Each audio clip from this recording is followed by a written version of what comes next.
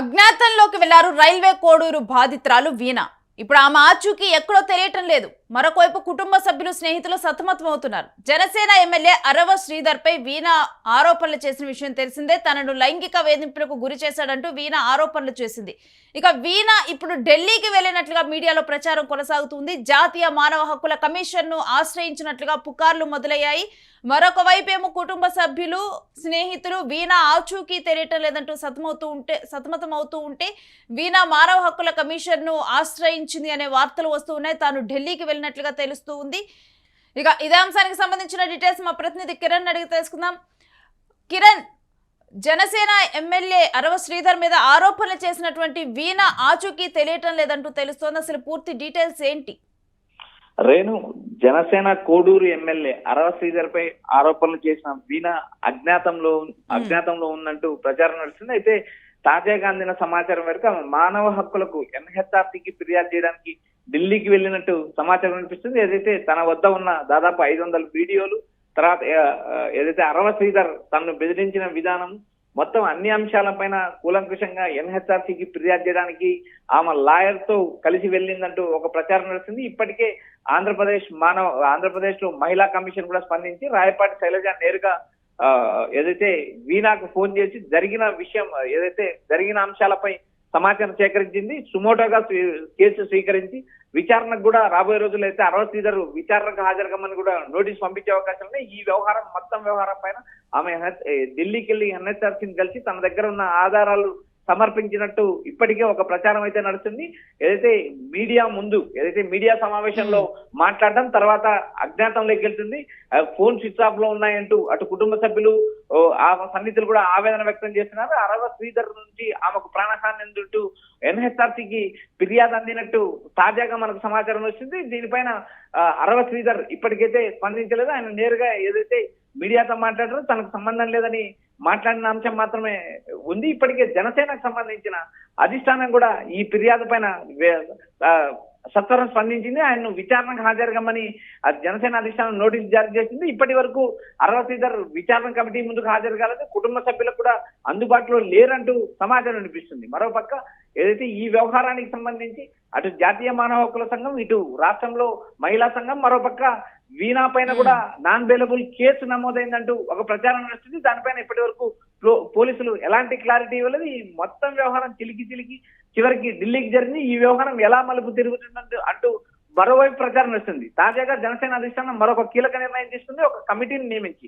అరవ శ్రీధర్ పై ఒక కమిటీని జనసేన కమిటీని నియమిస్తున్నట్టు ప్రచారం నడుస్తుంది. ఏదైతే దాదాపు 5 మందితో కమిటీని నియమించి ఏదైతే రైల్వే కోడూరు నియోజకవర్గం పర్యటించి ఆ నియోజకవర్గంలో ఏం జరిగింది, అసలు వీణాకు ఇటు ఎమ్మెల్యే అరవ శ్రీధర్ మధ్య ఉన్న సంబంధాలు ఏంటి, వీరి మధ్య వచ్చిన విభేదాలు ఏంటి అనే అంశాలపైన లోతుగా జనసేన అధిష్టానం పరిశీలించింది. దీనిపై రాబోయే రోజు జనసేన అధిష్టానంలో ఒక స్పష్టమైన నిర్ణయం తీసుకునే అవకాశాలు కనిపిస్తున్నాయి. ఇక ఎన్హెచ్ఆర్ఎస్ ని బాధితురాలు వీణ అప్రోచ్ అయితే ఈ కేసు ఏ విధంగా మలుపులు తిరిగే అవకాశం ఉంది ఏంటి? రేణు, ఖచ్చితంగా ఎన్హెచ్ఆర్సీ అంశానికి ఈ కేసు ఎన్హెచ్ఆర్సీ పరిధిలోకి వెళ్ళినప్పుడు నేరుగా రాష్ట్ర ప్రభుత్వానికి కూడా నోటీసులు జారీ చేస్తుంది. ఇక్కడ ఉన్న డీజీపీ దగ్గర నుంచి ఇక్కడ ఉన్న రాజంపేట జిల్లా కలెక్టర్ కూడా నోటీసులు వస్తాయి. అసలు ఆమె ఇచ్చిన ఫిర్యాదును ఇప్పటికే నమోదు చేసుకున్నారు. ఫిర్యాదులు కూడా తీసుకున్నారు. ఏదైతే డీజీపీతో పాటు రాజంపేట జిల్లాకు సంబంధించిన ఎస్పీ కలెక్టర్లు కూడా రాబోయే రోజులు నోటీసులు వస్తే అసలు ఈ వ్యవహారం ఏంటి, ఎక్కడి నుంచి మొదలైందనే అంశం ఎన్హెచ్ఆర్సీ క్షూలంగా తీసుకుంటుంది. మరోపక్క మహిళా కమిషన్ కూడా ఏదైతే 2-3 రోజుల్లో అరవ శ్రీధర్ కు నోటీస్ పంపనున్నది. ఆయన మహిళా కమిషన్ ముందు కూడా హాజరు కావాలి. ఎందుకంటే ఏదైతే రాయపాటి శైలజ మహిళా కమిషన్ చైర్మన్ నేరుగా ఏదైతే ఏదైతే వీణాతో మాట్లాడి ఏ సమస్య ఏం జరిగిందనే అంశం పైన ఆమె ఆరాధించారు. అందుకు సంబంధించిన ఆధారాలు కూడా వీణా దగ్గర నుంచి తీసుకున్నట్టు సమాచారం వినిపిస్తుంది. ఇటు మహిళా కమిషన్ ముందు, అటు ఎన్హెచ్ఆర్సీ ముందు, ఇటు రాష్ట్రంలో తీవ్ర కలకలం సృష్టించింది ఈ అరవ శ్రీధర్ వ్యవహారం. అయితే జనసేన అధిష్టానం కూడా వేగంగా స్పందించింది. ఇటు ప్రభుత్వం కూడా అరవ శ్రీధర్ పైన అటు జనసేన ఇటు ప్రభుత్వం కూడా చర్యలు తీసుకోవాల్సిన పరిస్థితి ఏర్పడింది. ఎందుకంటే ఇక్కడ ప్రధానంగా బాధితురాలపైన కేసులు కట్టారంటూ ఒక ప్రచారం వస్తుంది. దీనిపైన ప్రజల్లో నుంచి భిన్న విమర్శలు వస్తున్నాయి. ఎందుకంటే బాధిత మహిళ నేరుగా మీడియా ముందుకు వచ్చింది, తనకు అన్యాయం జరిగిందని మాట్లాడిన తర్వాత కూడా ప్రభుత్వం ఎలాంటి చర్యలు తీసుకోకపోతే ప్రభుత్వం పైన నెగిటివ్ మార్క్ వస్తుందంటూ ఇప్పటికే ప్రజల నుంచి విమర్శలు మొదలయ్యాయి. కాబట్టి ప్రభుత్వం కూడా రాబోయే రోజుల్లో టీడీపీ కూడా ప్రభుత్వం ఏదో ఒక చర్య తీసుకోవడానికి ముందడుగేస్తుంది. మరోపక్క జనసేన అధిష్టానం కూడా ఇప్పటికే అరవ శ్రీధర్ను విచారణకు రమ్మని పిలిచింది, ఆయన హాజరు కాలేదు. మరోపక్క జనసేన ఒక కమిటీని నియమించి రైల్వే కోర్టు నియోజకవర్గంలో పర్యటించి మొత్తం జరిగిన వ్యవహారం పైన క్షుణ్ణంగా ఆరా తీసే పరిస్థితిలో ఉంది. మరోపక్క ఈ వ్యవహారం ఎన్హెచ్ఆర్సీకి చేరడం, ఎన్హెచ్ఆర్సీ నుంచి నేడు కానీ రేపు కానీ ప్రభుత్వానికి ఇటు కడప జిల్లా కలెక్టర్ కు, హోంశాఖకు, డీజీపీకి కూడా నోటీసులు పంపించే అవకాశాలు స్పష్టంగా కనిపిస్తున్నాయి. రేణు, రైట్. ఇక మరొక వైపు చూస్తే కనుక వీణ కనిపించటం లేదని కుటుంబ సభ్యులు, స్నేహితులు తెలుపుతున్నట్లుగా తెలుస్తోంది. రేణు, ఇక్కడ ప్రధానంగా కొన్ని ఆధారాలు స్పష్టంగా కనిపిస్తున్నా కూడా అటు ప్రభుత్వం కానీ ఇటు పోలీసులు కానీ ఎందుకు చర్య తీసుకోలేదు అనే విమర్శలు తీవ్రంగా వినిపిస్తున్నాయి. ఎందుకంటే అసెంబ్లీ సమావేశాల్లో పాల్గొన్న అరవ శ్రీధర్ అక్కడి నుంచి కూడా వీడియో కాల్స్ లో ఏదైతే వీణతో మాట్లాడారంటూ మరో వీడియో కూడా లీక్ చేశారు. ఈ లీక్ అయిన వ్యవహారం పైన కూడా అటు అసెంబ్లీ స్పీకర్ కూడా స్పందించాల్సిన పరిస్థితి ఉంది. ఇక్కడ ఈ వ్యవహారం ఒక వీణ ఎమ్మెల్యే అరవ శ్రీధర్ మధ్య కాదు, ఈ మొత్తం వ్యవస్థల చుట్టూ తిరుగుతుంది. శాసనసభ కార్యక్రమాలకు హాజరైన ఎమ్మెల్యే అసెంబ్లీ నుంచి నేరుగా వీణతో వీడియో కాల్ మాట్లాడడం కూడా చట్టరీత్యా నేరం. దీనిపైన కూడా శాసనసభ హక్కుల కమిటీ నిర్ణయం తీసుకోవాల్సిన పరిస్థితి ఉంది. మరోపక్క ఎన్హెచ్ఆర్సీ కూడా దీనిపైన సీరియస్ గా తీసుకునే పరిస్థితి కనపడుతుంది. ఎందుకంటే నేరుగా ప్రభుత్వానికి నోటీసులు వస్తాయి. మరోపక్క ఇవి అజ్ఞాతంలో ఉంది అనే అంశం కూడా అటు రాష్ట్ర ప్రభుత్వానికి ఇటు పోలీసులకు కూడా సవాల్గా మారే అవకాశం లేదు. ఎందుకంటే బాధితురాలకు సంబంధించిన వారు ఎవరైనా వీణ కనపడలేదని ఫిర్యాదు చేస్తే అందుకు కూడా పోలీసులు బాధ్యత వహించాల్సి ఉంటుంది. ఈ మొత్తం వ్యవహారం చిలికి గాలికి వానగా మారింది.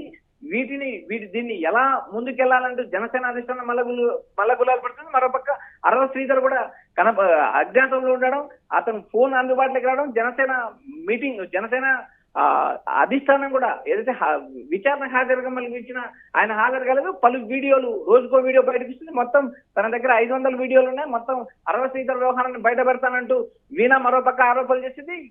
ఈ వ్యవహారం ఎప్పటికి కొలిక్కి వస్తుందా అనేది కూడా ఒక మిస్టరీగా మారే అవకాశాలు ఉన్నాయి. Renu, right, stay with us Kiran, మీ దగ్గర నుంచి డీటెయిల్స్ తీసుకుంటాం. ఇక ఇప్పుడు చూసుకుంటే గనక వీణ జనసేన కోడూరు ఎమ్మెల్యే వ్యవహారం కూడా చాలా చర్చనీయాంశంగా చిలికి గాలివానలా మారింది. ఏదైతే ఒక్క వీడియో లీక్ అవడంతో మొదలైందో ఈ వ్యవహారం, ఆ తరువాత వీణ దీని మీద ప్రెస్ మీట్లు నిర్వహించటం, ఇక ఇటు అరవ శ్రీధర్ కూడా వీణా వెనుక మరెవరో ఉండి నడిపిస్తూ ఉన్నారు ఈ వ్యవహారాన్ని అంటూ కూడా ఫస్ట్ ఇవి ఫేక్ వీడియోస్ అనటం, ఆ తర్వాత నా దగ్గర చాలా వీడియోస్ ఉన్నాయి, 60 వీడియోస్ వరకు ఉన్నాయి, అవి రిలీజ్ చేయమంటారా అంటూ కూడా వీణా ప్రెస్ మీట్లో ప్రస్తావించటము.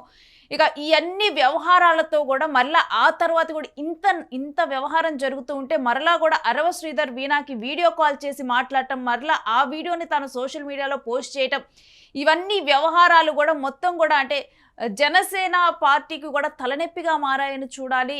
అందుకనే ఒక కమిటీని కూడా ఏర్పాటు చేసి అసలు ఈ వ్యవహారంలో ఏం జరిగింది ఏంటి అనేది కూడా ఒక నివేదిక ఇవ్వాలంటూ కూడా డిప్యూటీ సీఎం ఆదేశించడం, జనసేన అధినేత పవన్ కళ్యాణ్ ఆదేశించడం జరిగింది. ఇక ఇప్పుడు చూస్తే కనుక ఈ వ్యవహారం ఢిల్లీకి చేరినట్లుగా తెలుస్తుంది. నేను ఇంతగా ప్రెస్ మీట్లు నిర్వహించి ఎన్ని విషయాలు చెప్తున్నప్పటికీ కూడా ఇప్పటికీ కూడా అరవ శ్రీధర్ని అరెస్టు చేయలేదు, ఎటువంటి చర్యలు తీసుకోలేదంటూ కూడా వీణా ఢిల్లీకి తన లాయర్తో కలిసి వెళ్ళినట్లుగా తెలుస్తూ ఉంది. ఇక దీంతోనే వాళ్ళ కుటుంబ సభ్యులు కూడా వీణా కనిపించడం లేదంటూ కూడా వారు చెబుతూ ఉన్నారు.